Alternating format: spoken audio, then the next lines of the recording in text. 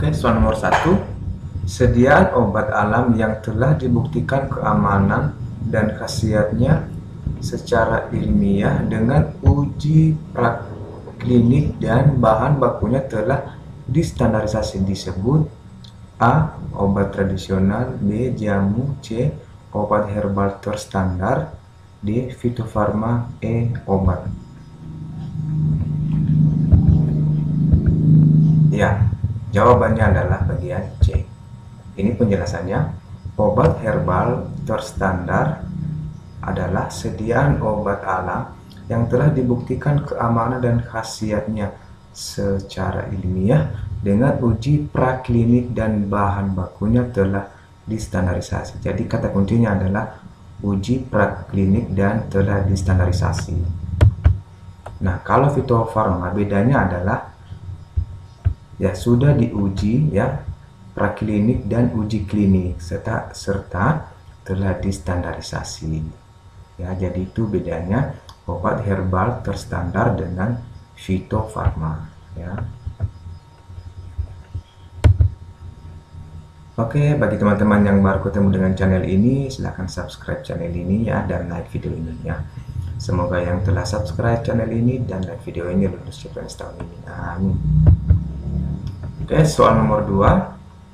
Bahan obat alam yang sediaannya masih berupa simplesia sederhana seperti irisan rimpang, akar, kulit, dan daun kering disebut A. Jamu, B. Obat tradisional, C. Obat herbal, D. Obat jadi, E. Obat esensial. Ya. Nah, jawabannya adalah bagian A. Jamu ya. Di sini penjelasannya yaitu jamu adalah bahan obat alam yang sediaannya masih berupa simplesia ya, seperti irisan, rimpang, akar kulit, dan daun kering. Sedangkan kalau obat tradisional itu bahan atau obat ramuan yang berupa tumbuhan, bahan hewan, bahan mineral, sediaan syariah telah digunakan secara turun-temurun untuk pengobatan berdasarkan pengalaman. Ya, jadi itu bedanya jamu dengan obat tradisional. Oke, lanjut soal nomor 3. Suatu larutan obat dalam larutan gula yang jenuh atau esen disebut A. Larutan, B. Sirup, C. Gel, D. Emulsi, E. Tablet. Ya, larutan obat dalam larutan gula yang jenuh disebut apakah itu? Nah, ini dia ya, jawabannya adalah B. Disebut sirup ya. Sirup adalah suatu larutan obat dalam larutan gula yang berlebihan atau jenuh. Oke, soal nomor 4. Pemberian obat secara sublingual dilakukan dengan cara A. Obat diletakkan di bawah lidah sehingga berlangsung reabsorpsi oleh selaput lendir ke aliran darah vena lidah. B. Jika pasien muntah, pemberian obat melalui dubur. C. Pemberian obat melalui mulut. D. Obat dalam bentuk silinder kecil dan dimasukkan di bawah kulit. E. Semua benar. Nah, ingat, kata kuncinya adalah sublingual, artinya di bawah lidah. Nah, jadi jawabannya adalah bagian A ya. Obat yang diletakkan di bawah lidah kemudian terjadi serapan oleh lendir ludah dan berangsur-angsur terjadi serapan oleh pembuluh darah, pembuluh vena lidah ya. Jadi obat sublingual itu pemberiannya di bawah lidah ya. Oke, lanjut soal nomor 5. Keunggulan pemberian obat secara rute oral adalah A. Memungkinkan obat berdifusi ke dalam kapiler secara langsung ya, maksimal ke dalam sirkulasi sistem sistemik ya. B. Absorpsi terjadi di lambung oleh asam. C. Absorpsi langsung masuk ke sistemik dan mencapai target site. D. Absorpsi terjadi lambat dan konstan. E. Semua benar ya. Keunggulan pemberian obat secara rute oral ya. Nah, jawaban yang benar adalah bagian B ya. Absorpsi terjadi di lambung oleh asam. Rute oral pada usus absorpsi lebih cepat karena dicapai melalui lipatan mukosa. Ya, jadi jawaban yang benar adalah bagian B.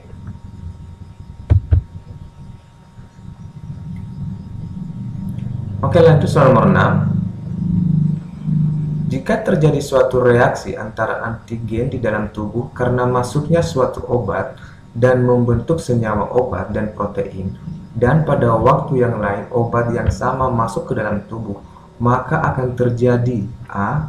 Alergi, B. Idiosinkrasi, C. Toksis, D. Efek samping. Ya, ingat ya, kata kuncinya reaksi antigen di dalam tubuh karena masuknya suatu obat dan membentuk senyawa obat dan protein. Nah, jawabannya adalah A ya. Senyawa obat dan protein menjadi antigen dan mengakibatkan terbentuknya antibodi.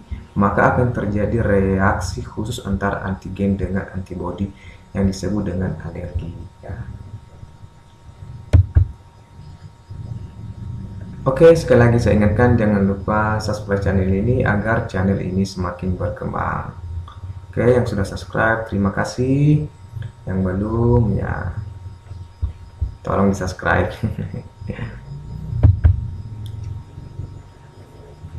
Oke, lanjut lagi soal nomor 7. Zat atau obat yang berasal dari tanaman atau bukan tanaman, baik sintetis maupun semi-sintetis, yang dapat menyebabkan penurunan atau perubahan kesadaran, hilangnya rasa, mengurangi sampai menghilangkan rasa nyeri, dan dapat menimbulkan ketergantungan disebut A. Narkotika, B. Psikotropika, C. Zat adiktif, D. A dan B benar, E. A, B, dan C benar. Oke, kira-kira apa ya? Ya, kata kuncinya adalah tanaman atau bukan tanaman, baik sintetis maupun semi-sintetis, dan bisa menimbulkan ketergantungan serta menghilangkan rasa nyeri. Ya, jadi ini dia.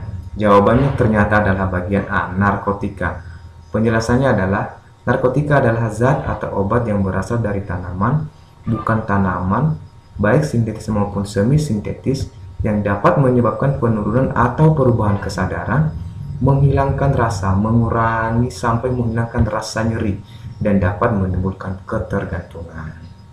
Ya, jadi itu dia ya. Jawabannya benar adalah bagian A, narkotika. Oke, lanjut soal nomor 8.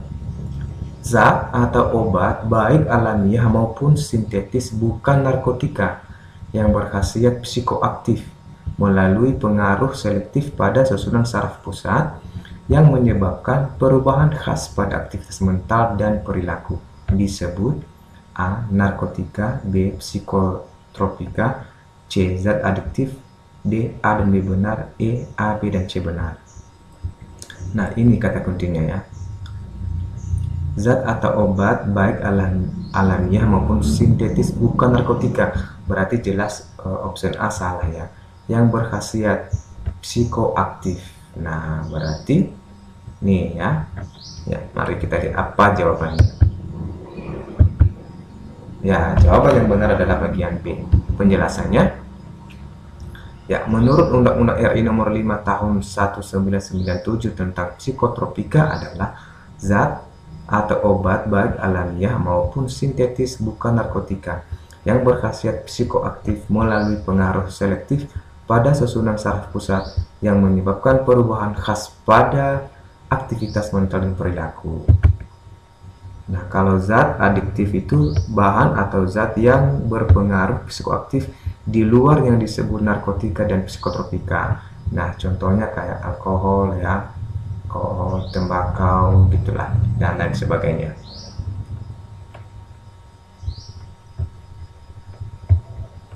Oke, kita lanjut. Oke, soal nomor 9. Menurut Undang-Undang RI nomor 22 tahun 1997 tentang narkotika, narkotika dibagi atas berapa golongan? A 1, B 2, C 3, D 4, E 5. Ini narkotika ya. Narkotika ada berapa golongan? Psikotropika ada berapa golongan? Nah, mari kita cari tahu. Nah, ini dia. Jawabannya adalah bagian C. narkotika dibagi atas 3 golongan, yang golongan pertama, golongan 2, dan golongan 3. Jadi jawaban yang benar adalah bagian C. Oke, lanjut soal nomor 10. Oh, langsung ketahuan jawabannya ini. Menurut Undang-Undang RI nomor 5 tahun 1997 tentang psikotropika, psikotropika dibagi atas berapa golongan? Ya, A3, B4, C5, D6, E7. Nah, di sini ada jawabannya bagian B ya. Psikotropika itu dibagi atas 4 golongan ya. Kalau narkotika dari 3 golongan, psikotropika 4 golongan. Oke. Kita lanjut. Psikotropika yang berkhasiat pengobatan dan sangat luas digunakan dalam terapi dan atau untuk tujuan ilmu pengetahuan serta mempunyai potensi ringan mengakibatkan sindrom ketergantungan adalah A. Psikotropika golongan 1, B. Psikotropika golongan 2, C. Psikotropika golongan 3, D. Psikotropika golongan 4, E. Psikotropika golongan 5. Ingat, kata kuncinya adalah berkhasiat pengobatan dan sangat luas digunakan dalam terapi serta ilmu pengetahuan dan potensi ringan mengakibatkan ketergantungan. Ya. Apakah golongan 1, 2, 3, ataupun 4? Oke, mari kita cek. Ya, jawabannya adalah bagian D. Ternyata psikotropika golongan 4. Penjelasan ya. Ini, psikotropika golongan 1 itu digunakan untuk ilmu pengetahuan dan tidak boleh untuk terapi dan potensi amat kuat menimbulkan ketergantungan. Itu golongan 1. Oke, golongan 2 tidak digunakan untuk pengobatan tapi boleh digunakan untuk tujuan ilmu pengetahuan dan potensi kuat. Nah, ini ya. Bedanya kalau golongan 1 tadi potensi amat kuat. Dan kalau golongan 2 potensi kuat menimbulkan ketergantungan. Oke. Golongan 3. Nah, ini digunakan untuk pengobatan, dapat digunakan dalam terapi untuk tujuan pengembangan ilmu pengetahuan, potensi sedang menimbulkan ketergantungan. Nah, jadi ini golongan 3 ini boleh digunakan untuk pengobatan ya. Begitu juga dengan golongan 4 boleh digunakan untuk pengobatannya. Dan sangat luas digunakan dalam terapi ya, atau untuk tujuan ilmu pengetahuan, potensi ringan mengakibatkan ketergantungan. Nah, jadi yang dipakai dalam pengobatan itu golongan 3 dan golongan 4, sedangkan golongan 1 dan 2 itu untuk pengembangan ilmu pengetahuan ya. Ini potensi ringan golongan 4, potensi sedang golongan 3.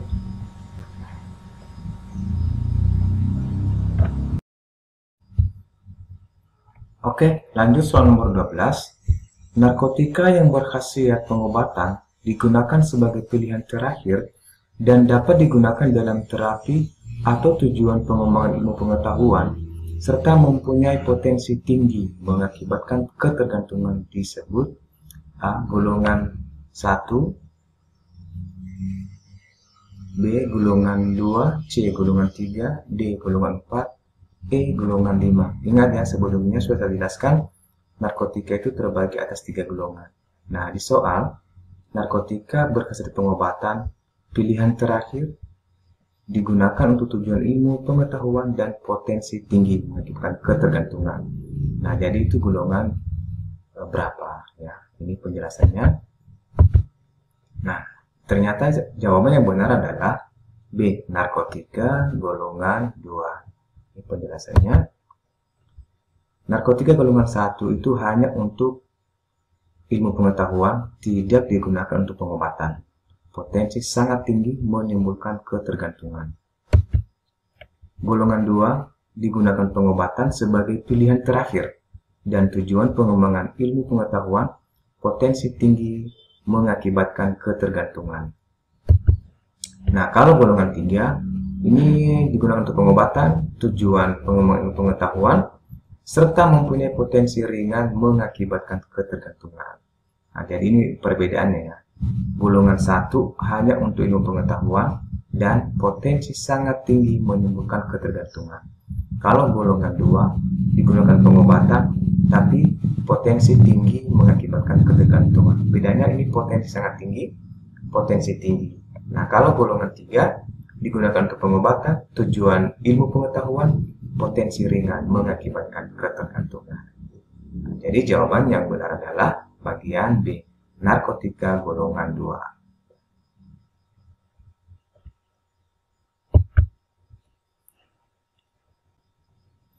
Oke, lanjut soal nomor 13. Di bawah ini, psikotropika yang sering disalahgunakan adalah A. Amfetamin, B. Ekstasi, C. Sabu-sabu, D. Obat penenang, E. Semua jawaban benar. Kira-kira di mana?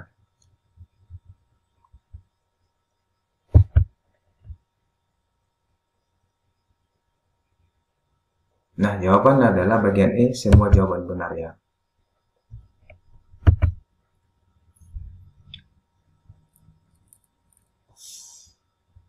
Karena amfetamin, ekstasi, sabu-sabu, obat penenang itu masuk di psikotropika. Ya. Oke, soal nomor 14. Yang termasuk narkotika golongan 2 adalah A. Heroin, B. Ganja, C. Kokain, D. Morfin, E. Kodein. Nah, ini narkotika golongan 2. Ingat, golongan 2 pengobatan sebagai pilihan terakhir ya. Sebagai pilihan terakhir dan untuk ilmu pengetahuan ya. Ini. Oke.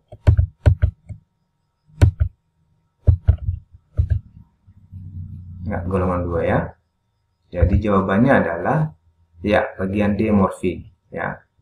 Golongan 1 contohnya heroin, kokain, ganja dan lain-lain. Golongan 2 morfin, betadin dan lain-lain. Golongan 3 kodein. Ya, jadi jawaban adalah bagian D, morfin ya.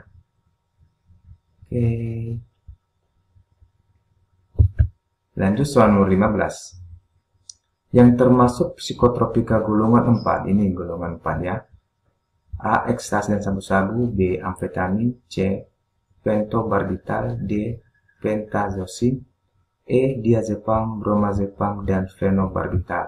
Nah, golongan 4 tadi, psikotropika golongan 4 sudah saya jelaskan, itu potensinya ringan dan digunakan untuk tujuan pengobatan dan juga pengembangan pengetahuannya. Jadi jawaban yang benar adalah ya, jawaban yang benar adalah bagian E, diazepam, bromazepam, dan fenobarbital. Ya, golongan 1 contohnya ekstasi, sabu-sabu, LSD, dan lain-lain. Golongan 2 contohnya amfetamin, metilfenidat, dan lain-lain. Ya. Golongan 3 contohnya pentobarbital, flunitrazepam, dan lain-lainnya.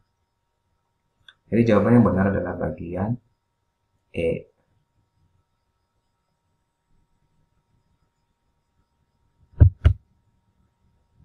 Oke, lanjut soal nomor 16. Jenis narkotika yang membuat pemakainya merasa gembira, energik, banyak bicara, hilang nafsu makan, menambah rasa percaya diri, halusinasi, mood yang berubah, serta menghilangkan rasa sakit dan lelah adalah kokain, B. Ganja, C. Morfin, D. Kodein, E. Ekstasi. Nah, silakan komen jawaban Anda di kolom komentar. Oke, terima kasih sudah menonton video ini. Jangan lupa like video ini, subscribe channel ini, dan share ke teman-temanmu ya. Share di sosmed, sosial media. Oke, terima kasih.